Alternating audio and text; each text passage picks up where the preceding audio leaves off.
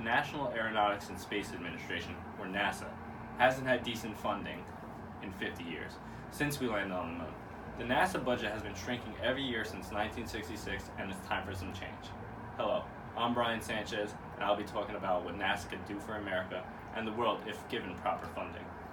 NASA is extremely important for future economic growth in the United States, along with protecting Earth from a whole slew of dangers.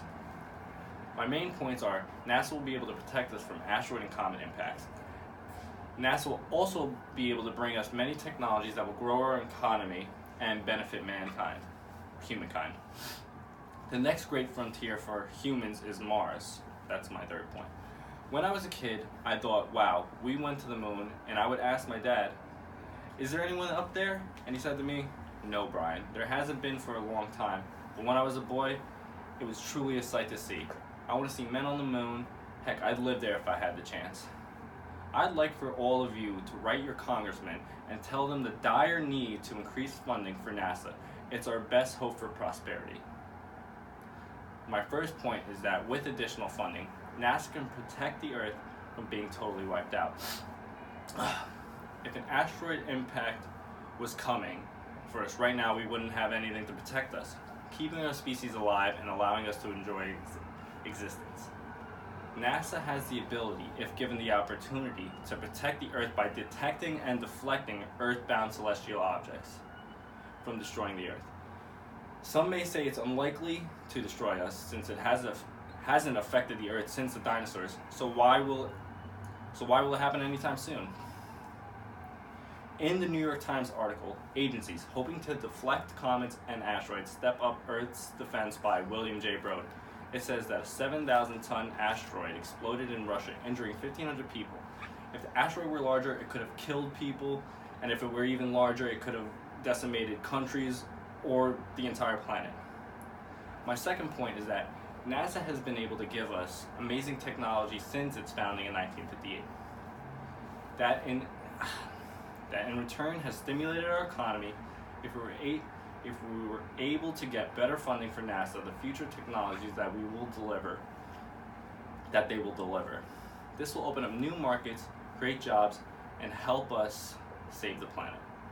If we can get an increase in funding, it will really make a huge impact on our everyday lives.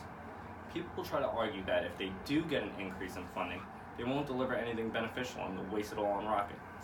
But according to the Jet Propulsion Lab, California Institute of Technology's report on 20 things we wouldn't have without space travel, NASA has developed extremely beneficial technologies. They gave us water purifiers, thermal ear thermometers, wireless headsets, improved CAT scans, and other amazing beneficial technologies.